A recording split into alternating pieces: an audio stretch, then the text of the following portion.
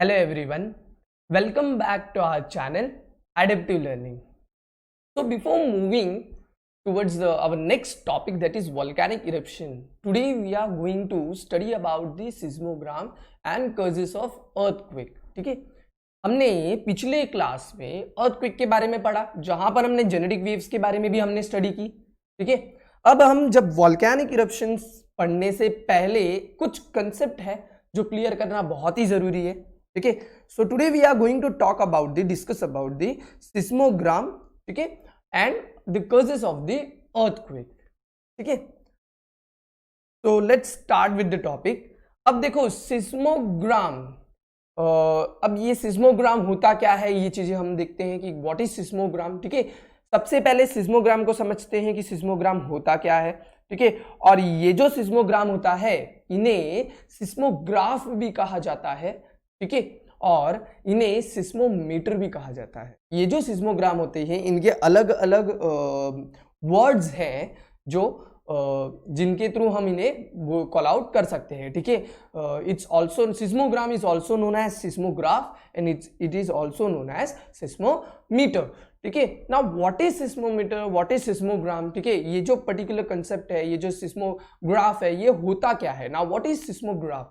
Seismograph और seismometer, ठीक है, और सिस्मोग्राम इज एन इंस्ट्रूमेंट, ठीक है, which detect the motion of the movement which occurs in the interior of the earth. अब होता क्या है कि ये जो एक ऐसा डिवाइस है जो करता क्या है कि इंटीरियर पार्ट ऑफ द अर्थ में जितने भी मूवमेंट्स होते हैं उन मूवमेंट्स को ये क्या करता है, डिवाइस ट्रेस करता है. अब जैसे कि आप जानते हो कि अर्थक्वेक एक डिस्ट्रक्टिव मूवमेंट है, जहां पर अर्थक्वेक की वजह से बहुत सारे ह्यूमन लाइफ भी लॉस होते हैं. ठीक है, ह्यूमन प्रॉपर्टी लॉस हो जाती है, सुनामी आ जाता है, नेचुरल कैलामिटीज हो जाते हैं, जिसकी वजह से काफी ज्यादा नेशन को भी बहुत लॉस बेयर करना पड़ता है. ठीक है, सो ये जो लॉसेस है, इन लॉसेस को मिनिमाइज करने के लिए और लोगों के सेफ्टी पर्पस के लिए जो साइंटिस्ट है और जो जियोलॉजिस्ट है, अब उन्होंने किया क्या कि अर्थक्वेक के बारे में स्टडी करने के बाद, ठीक है, और सिस्मिक वेव्स के बाद स्टडी करने के बाद इनसे बचने के लिए उपाय निकाला गया. ठीक है, we have to take precautions, ठीक है, to save our country. So अब ये जो प्रिकॉशंस लिए गए, इसके लिए क्या किया गया, एक्सपेरिमेंट किया गया. ठीक है, पर्टिकुलर एक्सपेरिमेंट किया गया, और ये जो एक्सपेरिमेंट किया और ये जो पर्टिकुलर डिवाइस प्रोड्यूस किया जिसका नाम है सिस्मोग्राम, सिस्मोमीटर और सिस्मोग्राफ. ठीक है, हम इन्हें कोई भी नाम से बोल सकते हैं. आपके 9th स्टैंडर्ड के महाराष्ट्र स्टेट बोर्ड के बुक के प्रिंटिंग के हिसाब से नाम दिया गया है सिस्मोग्राम. ठीक है, इसलिए मैंने भी इसे यहाँ पर सिस्मोग्राम करके लिखा है. ठीक है, but it is also known as a seismograph and it is also known as seismometer. ठीक है, so now what is seismogram. Seismogram is an instrument, जैसे कि मैंने आपको बोला, एक इंस्ट्रूमेंट है, एक डिवाइस है. ठीक है, जो जियोलॉजिस्ट लोगों ने प्रोड्यूस किया है. ठीक है, अभी ये जो डिवाइस है, ये डिवाइस करता क्या है, इसका मेन काम क्या है. ठीक है, ये जो डिवाइस है, ये device interior part of the अर्थ में हर मोशन को क्या करेगा, ट्रेस करेगा. क्या करेगा, ट्रेस करेगा. ये जो मोशंस होते हैं, जैसे मैंने बोला, एक्सप्लोजन होने के बाद, फोकाई से वेव्स जनरेट होने के बाद वो क्या करते हैं, ट्रैवल करते हैं from mental towards the crust. ठीक है, जब ये ट्रैवल करते हैं, ठीक है, तो लैंड में वाइब्रेशन क्रिएट होता है. ठीक है, वाइब्रेशन इज नथिंग बट जो हमको झटका मिलता है अर्थक्वेक से. ठीक है, सो ये जो लैंड के जो मूवमेंट्स होते हैं ड्यू टू अर्थक्वेक, तो अर्थक्वेक की वजह से ये जो मूवमेंट होते हैं, ये मूवमेंट्स को ट्रेस करने वाला, डिटेक्ट करने वाला, रिकॉर्ड करने वाला कौन है, ये है सिस्मोमीटर. ठीक है, आप देख सकते हो, अभी मैं आपको ये डिवाइस के बारे में बताता हूं कि हाउ इट वर्क्स, ये काम कैसे करता है. ठीक है, आप देख सकते हो ये डिवाइस है, आप यहां पर रीडिंग देख सकते हो, you can see over here it's reading.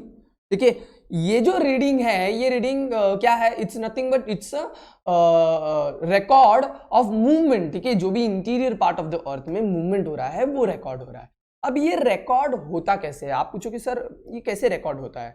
तो जब जियोलॉजिस्ट ने जब स्टडी किया, ठीक है, स्टडी की गई कि कैसे ट्रेस किया जाए इन मूवमेंट्स को, ठीक है, हर पल पल में ये मूवमेंट्स क्या हो रहे हैं, कैसे हो रहे हैं, because it's a sudden movement, again it's a sudden movement.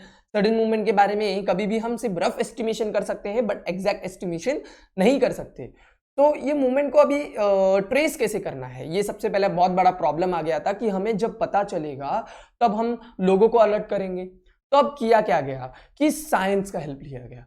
अब since geography is a science, यहां पर भी साइंस, पूरी कंप्लीटली साइंस यहां पर यूज हुई। अब हुआ क्या कि साइंटिस्ट ने एक स्प्रिंग के थ्रू इसे डिटेक्ट करने की कोशिश की, ठीक है। You can see over here this device is attached with spring, ठीक है, जहां पर स्प्रिंग लगा हुआ है, आप देख सकते हो कि आप स्प्रिंग देख सकते हो। अब ये स्प्रिंग जो होता है ना, स्प्रिंग का नेचर कैसा होता है कि स्प्रिंग को अगर आप जरा सा भी कंप्रेस करते हो, स्प्रिंग को अगर आप जरा सा भी कंप्रेस करते हो, तो क्या होता है कि वो जो स्प्रिंग जो कंप्रेस हो रहा है, ठीक है, उसमें क्या होता है कि प्रेशर क्रिएट होना स्टार्ट हो जाता है। और स्प्रिंग में एक खासियत है, क्या खासियत है कि जब भी स्प्रिंग को आप कंप्रेस करोगे, वो अपनी ओरिजिनल फॉर्म में आने के लिए एक फोर्स क्रिएट करेगा, ठीक है। और ये जो फोर्स है वो कैसे करेगा कि एक वाइब्रेशन क्रिएट करेगा, वो अपने ओरिजिनल फॉर्म में आने की कोशिश करेगा। जैसे एक स्प्रिंग है, वो स्प्रिंग को मैं कंप्रेस कर रहा हूं, जब मैं स्प्रिंग को कंप्रेस कर रहा हूं, ठीक है, सो एक फोर्स क्रिएट हो रहा है कि वो अपने ओरिजिनल फॉर्म में आ जाए। और जैसे ही मैं छोड़ता हूं, स्प्रिंग क्या करेगा, वाइब्रेट होने लगेगा, उसमें मोशन क्रिएट होना स्टार्ट हो जाएगा, और मोशन क्रिएट होने की वजह से, ठीक है, वो वाइब्रेशन करना स्टार्ट करेगा। तो स्प्रिंग जो होता है वो कैसा करता है कि किसी भी चीज को डिटेक्ट करने के लिए, यानी कि किसी भी पर्टिकुलर मोशन को डिटेक्ट करने के लिए स्प्रिंग से अच्छा कोई इंस्ट्रूमेंट है ही नहीं। सो साइंटिस्ट ने क्या किया कि ये जो स्प्रिंग है, ये स्प्रिंग को अटैच कर दिया एक पेंडुलम के साथ, ठीक है। आप लोगों ने ये स्प्रिंग, ये मोशन, ये आपने साइंस में पढ़ा होगा लॉ ऑफ मोशन में, ठीक है। सो ये जो स्प्रिंग है, ये स्प्रिंग अब करता क्या है कि जैसे इंटीरियर पार्ट ऑफ द अर्थ में कोई भी झटका महसूस होता है, यानी कि कोई भी छोटे से छोटा मूवमेंट भी अगर प्रोड्यूस होता है, सो क्या होगा, ये स्प्रिंग उसे फटाक से डिटेक्ट कर लेगा।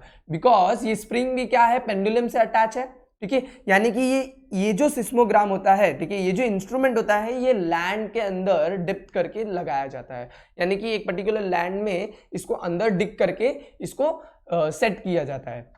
अब होता क्या है कि लैंड में मूवमेंट्स हो रहे हैं, लैंड में जैसे ही मूवमेंट होगा, स्प्रिंग में मूवमेंट होना स्टार्ट हो जाएगा, स्प्रिंग अप एंड डाउन करना स्टार्ट कर देगा, और जैसे ही spring up and down move करेगा, यानी कि उसमें वाइब्रेशन होगा और वो मूव करेगा, वो क्या करेगा, पेंडुलम को भी मूव करवाएगा अपने साथ, because it is attach with the pendulum, ठीक है।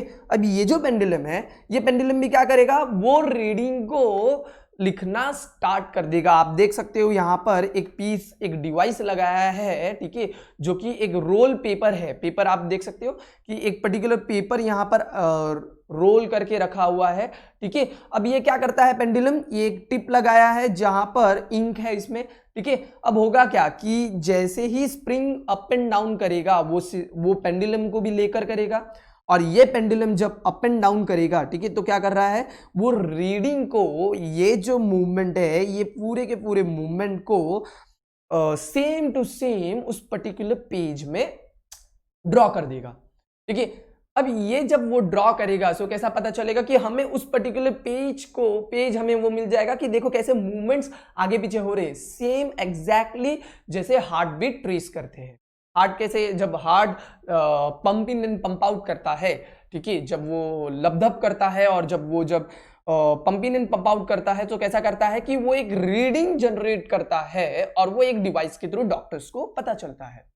सेम यहां पर भी ये डिवाइस यही काम करता है कि interior part of the earth, अब अगर हम जियोलॉजिकली देखें और अगर हम ज्योग्राफिकली देखें, तो ये जो मूवमेंट है यही इसकी हार्ट बीट है, ठीक है। सो ये जब मूवमेंट्स होते हैं, टेक प्लेस होता है, सो क्या होता है कि ये डिवाइस उसे क्या करता है, रिकॉर्ड कर लेता है with the help of this records, ठीक है, with the help of this instrument. जितने भी रिकॉर्ड किए गए हुए ये जो ग्राफ है, ठीक है, ये जो ग्राफिकल वे में जो रिकॉर्ड किए हुए जो मूवमेंट्स हमें मिले हैं, हम इन्हें ट्रेस करने के बाद एक रफ एस्टिमेशन लगा सकते हैं कि अप्रॉक्सीमेटली इतने इतने समय के लिए ये झटका महसूस हो सकता है। इस तरीके से हाई अलर्ट्स वगैरह जो होते हैं regarding the earthquake and volcanic eruptions, ये डिटेक्ट किए जा सकते हैं।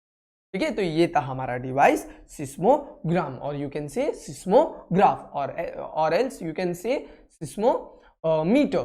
ठीक है, अब देखते हैं कि ये जो अर्थक्वेक होता है, अब ये अर्थक्वेक होने का रीजन क्या होता है। कुछ ना कुछ तो सर्टेन रीजन होगा। ठीक है, दुनिया में कोई भी चीजें, कुछ भी चीजें होती है तो उसके पीछे सर्टेन रीजन होता है। ठीक है, तो अब ये जो कॉजेस ऑफ अर्थक्वेक है, ठीक है, वो देखते हैं कि अर्थक्वेक होता क्यों है।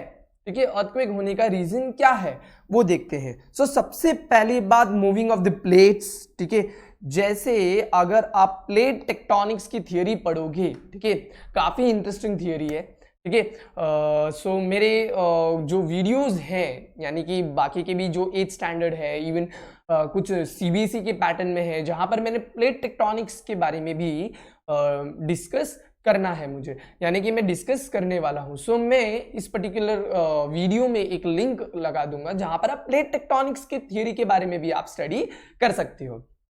तो ये जो मूवमेंट्स ऑफ द प्लेट्स हैं, इन प्लेट्स के मूवमेंट होने की वजह से क्या होता है कि ये एनर्जी प्रोड्यूस होती है। एनर्जी प्रोड्यूस क्यों होता है? Because of the heat, because of the vibration, ठीक है, बिकॉज ऑफ द मूवमेंट, ठीक है, बिकॉज ऑफ द फोर्स, ठीक है, जिसके वजह से ये जो प्लेट्स हिलने लगते हैं। Plates is nothing but it's a land mass. अगर कोई दो पर्टिकुलर, एक लैंड है दूसरा लैंड है, तो ये दोनों लैंड ये प्लेट्स है मेरे। ठीक है, दिस बोथ आर प्लेट्स। तो इनके मूवमेंट्स होने की वजह से डाइवर्जेंट, कन्वर्जेंट, जैसे हमने टेंशन एंड प्रेशर में पढ़ा था। ठीक है, देन नेक्स्ट आता है कोलाइडिंग ऑफ प्लेट्स। ठीक है, अब क्या होगा कि ये जो प्लेट्स है जब कोलाइड हो जाएंगे, एक दूसरे से टकरा जाएंगे, सो कभी कभी इनके वजह से भी क्या होता है, इनके वजह से भी एनर्जी प्रोड्यूस हो जाता है, सर्टन वाइब्रेशन क्रिएट होना स्टार्ट हो जाता है, मूवमेंट क्रिएट होना स्टार्ट हो जाता है, जो कि किसको क्या करेगा, वो एक एनर्जी प्रोड्यूस करना स्टार्ट कर देगा, which is nothing but again it's a seismic waves. ठीक है, genetic waves. Then next to the collide of plates, then plate sliding. अब क्या होता है, कभी कभी प्लेट स्लाइडिंग यानी कि लैंड स्लाइडिंग। ठीक है, कभी कभी नेचुरल कैलामिटीज के वजह से, ठीक है, रेन, प्रेसिपिटेशन, ये ऐसी चीजों की वजह से भी क्या होता है कि जो पर्टिकुलर जो लैंड होता है, लैंड मास, वो स्लाइड कर जाता है। ठीक है, आपने न्यूज में, टेलीविजन में सुना होगा कि पर्टिकुलर जगह पर एक माउंटेन फॉल हो गया। ठीक है, सो ये जो प्लेट स्लाइडिंग है, इनके वजह से भी क्या होता है कि ट्रिमेंडस एनर्जी प्रोड्यूस होती है। वो energy in the form of genetic waves क्या करेगा, वो इंटीरियर पार्ट में अपहोल्ड होकर रह जाता है। अब ये जो एनर्जी प्रोड्यूस हुई है, ये एनर्जी प्रोड्यूस हुई है तो रिलीज तो होगी ही। ठीक है, सो वो कौन से फॉर्म में होगा, अगेन इट्स सिस्मिक वेव्स के फॉर्म में होगा। Then forming fractures in the rock, कभी कभी रॉक्स टूट जाते हैं, बड़े बड़े चट्टानें गिर जाती हैं, इनके वजह से भी ये एनर्जी प्रोड्यूस होता है। And last one is occurring volcanic eruptions. जब भी वॉल्केनिक इरप्शन होता है, सबसे लार्ज अमाउंट ऑफ वाइब्रेशंस और बोलते हैं ना कि जो एनर्जी है वो प्रोड्यूस होती है। ठीक है, बिकॉज वॉल्केनिक इरप्शन भी इंटीरियर पार्ट ऑफ द अर्थ से ही आता है। अब हम हमारे नेक्स्ट टॉपिक में वॉल्केनिक इरप्शन के बारे में पढ़ने वाले हैं, जहां पर हम और भी अच्छे से क्लियर हो जाएंगे वॉल्केनिक इरप्शन से। ठीक है, सो ये था हमारा कॉजेस ऑफ अर्थक्वेक एंड सिस्मोग्राम। ठीक है, स्टडी करो इस पर्टिकुलर चीजों को, देखो कैसे मैंने फिगर बनाया है, आप ड्रॉ करो इस पर्टिकुलर फिगर को। सिस्मोग्राम आप जो भी है पर्टिकुलर, यहाँ पर स्प्रिंग है और जो भी पेपर रोल्स है, ये सारे ड्रॉ करके आप अच्छे से इसको समझो। ठीक है, बुक्स को पढ़ो, बुक्स को पढ़ना बहुत जरूरी है। मैं मेरे हर एक लेक्चर में बोलता हूं कि please read your textbooks. ठीक है, टेक्स्ट बुक्स को रीड करो, कॉजेस ऑफ अर्थक्वेक देख लो। ठीक है, so whatever the doubts regarding topics, ठीक है, which we have discuss today, ठीक है, तो वो मुझे कमेंट सेक्शन में मेंशन कर दो, मैं आप तक पहुंचने की पूरी कोशिश करूंगा। ठीक है, सो अब तक के लिए बस करते हैं। नेक्स्ट हमारे जो टॉपिक होंगे, जो हमारे आने वाला लेक्चर होगा, वो हमारा वॉल्केनिक इरप्शन पे होगा। ठीक है, तब तक के लिए please share, like, comment and subscribe. Thank you.